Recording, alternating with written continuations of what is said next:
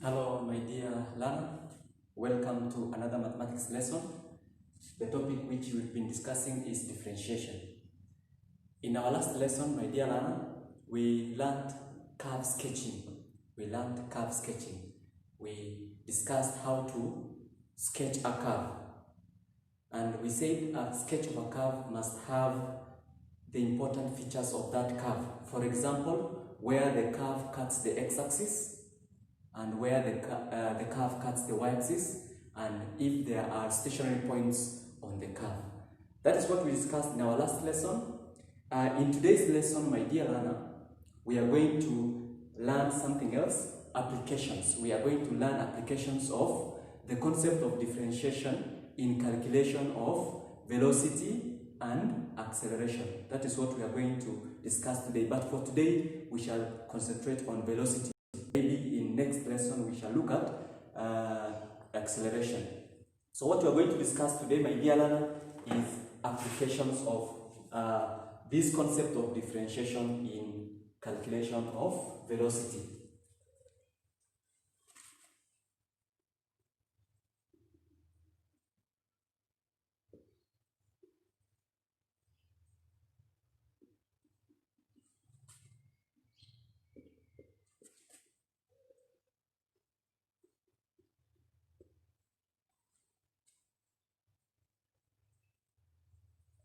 For today, we shall look at applications of differentiation in calculation of velocity. We learned in Form 2 that the topic in Form 2 called linear motion in mathematics, we learned that the gradient of a displacement time graph gives velocity. The gradient, if you draw a displacement time graph, the gradient of that graph will give you velocity. You learn the same if you are a physics student. You learn the same in physics. Physics Form 3, topic also called linear motion. The first topic in Form 3. In that topic also you learn the same, that the gradient of displacement time graph. Remember, displacement is the same as distance, but with direction. Displacement is a vector quantity, distance is a scalar quantity. That is the only difference, but it is the same. So, gradient of displacement time graph, it's a very important point.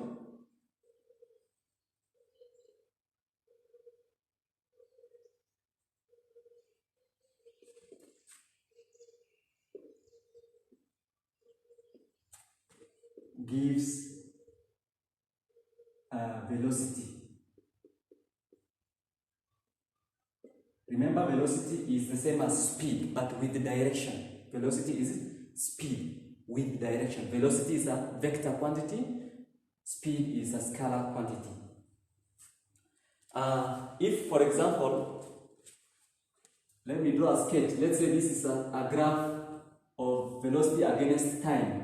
Sorry, displacement against time. Displacement time. Maybe it's a straight line.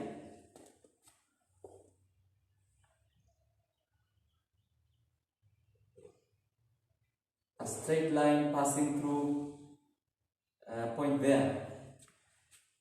This is displacement, and we normally use letter S for displacement, and the x-axis is time. We normally use letter T for time. So this is a straight line graph, and remember, a straight line graph normally has this form of equation: y is equal to mx plus c. Y is equal to mx plus c. So in this case, let's assume that the gradient of this graph is 20. So m, remember, m is the gradient. If the gradient of this line is 20, then this equation becomes y is equal to 20x plus c. C is the y-intercept. This point here is called the y-intercept. The point at which the line cuts the y-axis is what you call the y-intercept. So if, for example, this point here is 5, the value of y coordinate here is 5, then this c will be 5. So the equation of this straight line will be y is equal to 20x plus 5. It will be y is equal to 20x plus 5. Now, but the y-axis is displacement. So we can replace y with s. So the equation, the actual equation is s is equal to 20.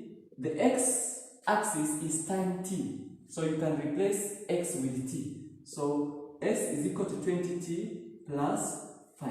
Actually, this is the equation of this graph, assuming that the gradient is 20 and the y-intercept is 5. So the equation will be s is equal to 20t plus 5, where s stands for displacement or distance, t stands for time. So the gradient is 20. Therefore, the velocity, for this motion, remember this is motion. So for this motion, the gradient is 20.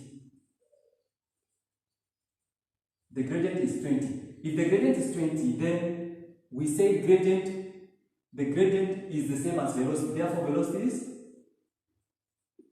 is 20 meter per second. Distance should be in meters, time should be in seconds. So the gradient or the velocity will be in meter per second. So in this case, for this equation, the gradient is 20. Therefore, the velocity of this motion, this can be a car. This could be a graph of a car which is moving at a constant velocity. It must be moving at a constant velocity. So the velocity is 20. This velocity 20 can also be obtained, and that is now the concept which we are going to learn and apply. This 20 can be obtained also by differentiating this equation.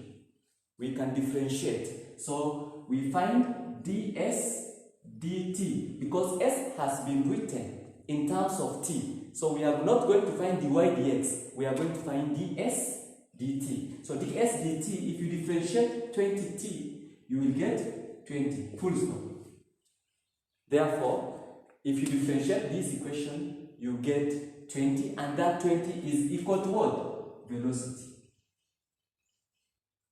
Basically, that is what we are going to learn today, that the velocity can be obtained by differentiating an expression of displacement which has been written in terms of t. If s has been written in terms of t, if you differentiate that equation, you will get velocity. And remember, to differentiate means to find gradient function. So it's actually the same thing, because here again, to get velocity, we say you find gradient. So here we are now, the only thing is that we are applying the concept of differentiation to get velocity, because in some cases the graph may not be a straight line. It may not be a straight line, so you will find a gradient function, and in that velocity you may have also a variable t. So that is what the basic concept we are discussing today. Let me write the point down.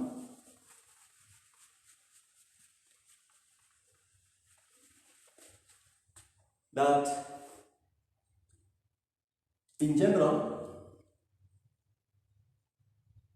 if displacement is expressed, displacement s is expressed in terms of time t, if displacement is expressed in terms of time, then the velocity is obtained by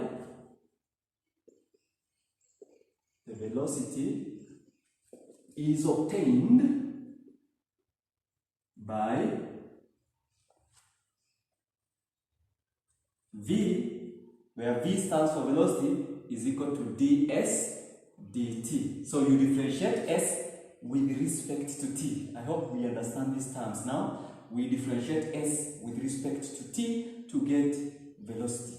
So velocity is obtained by differentiating s with respect to t. And we are going to look at an example. I hope you've learned that. Let's look at an example.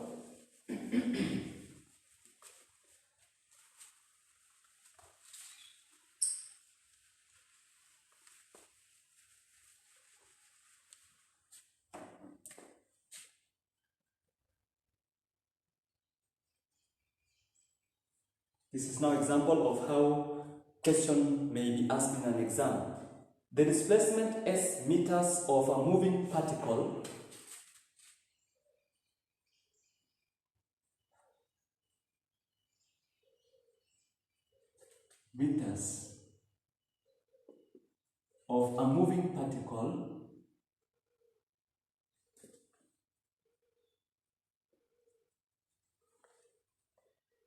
after time t seconds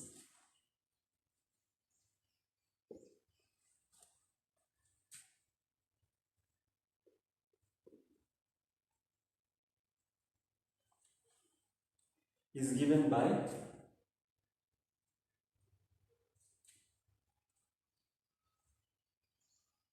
s is equal to 2t cubed plus 4t squared minus 8t plus 3.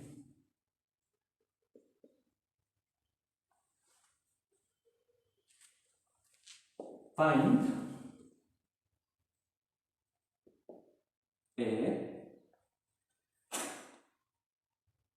the velocity at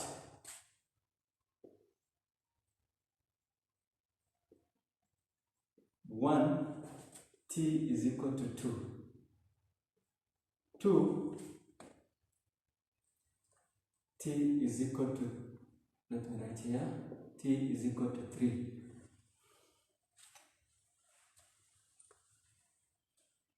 And B, find the instant at which the particle is at rest.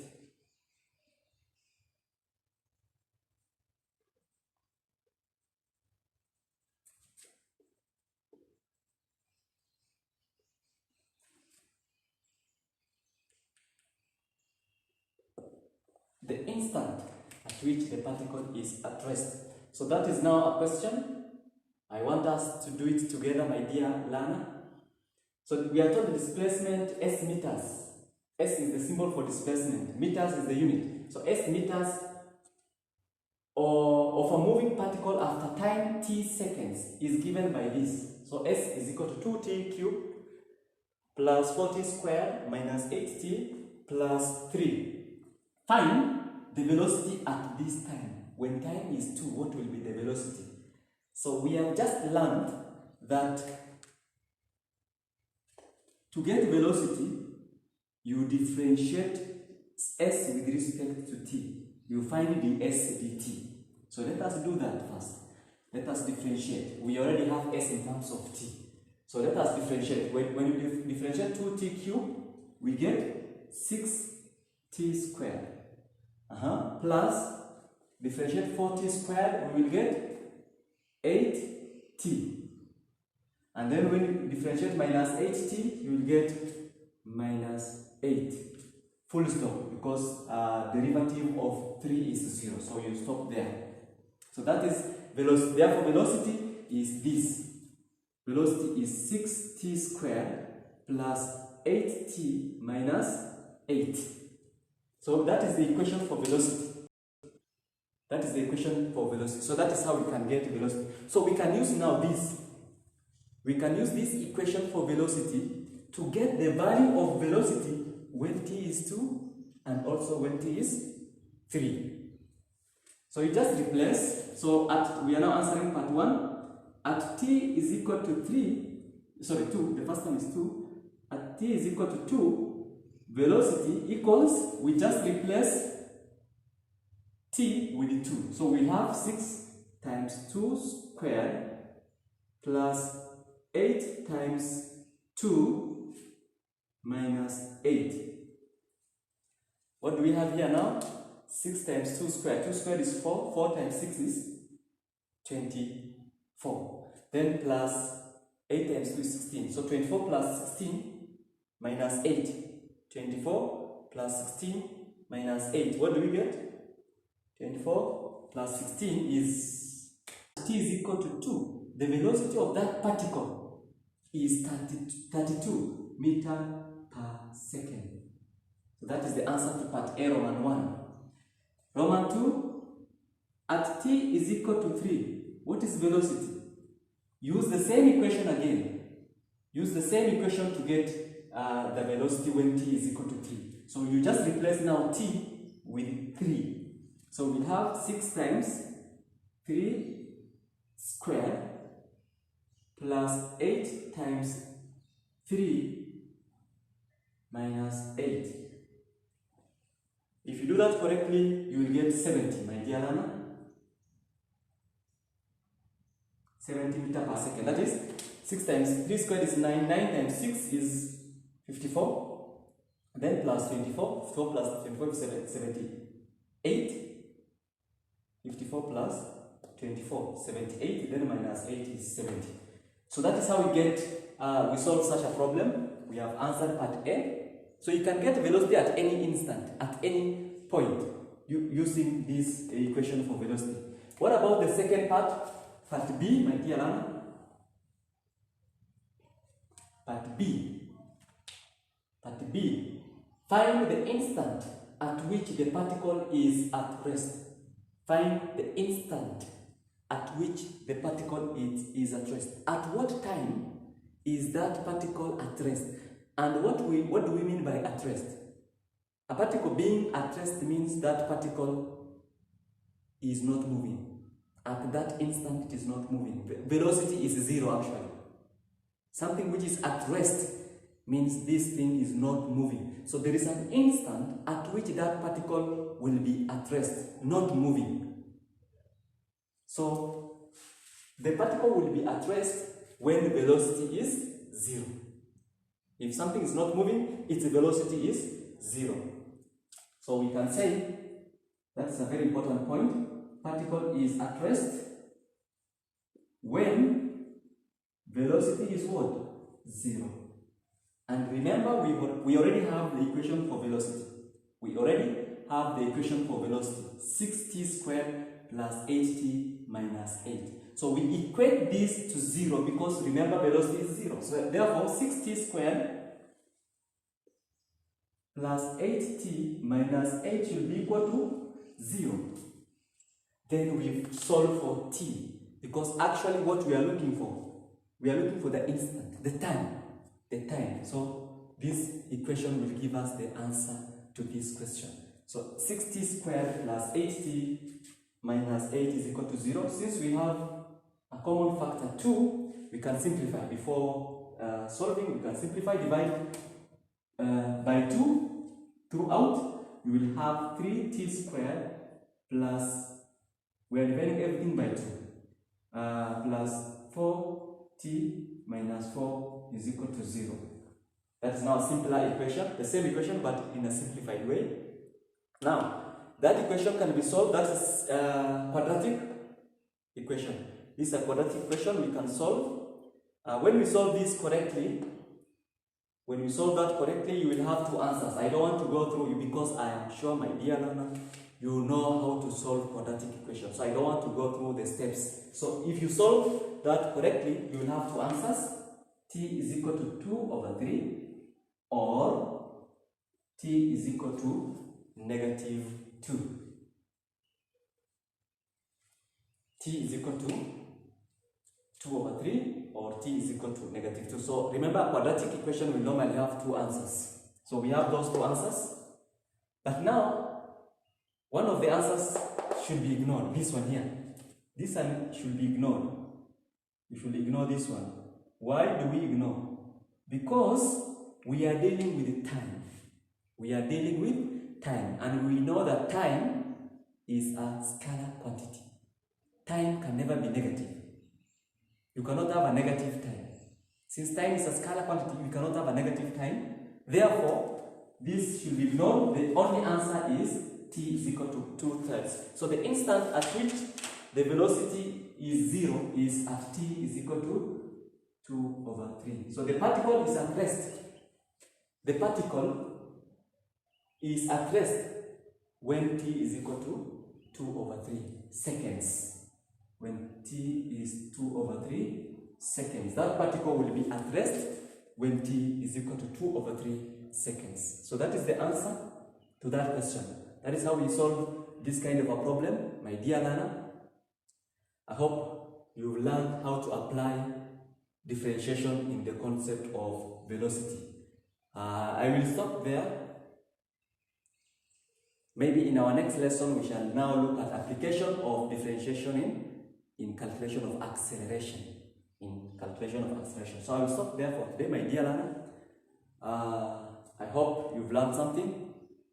So I say bye. Thank you for watching.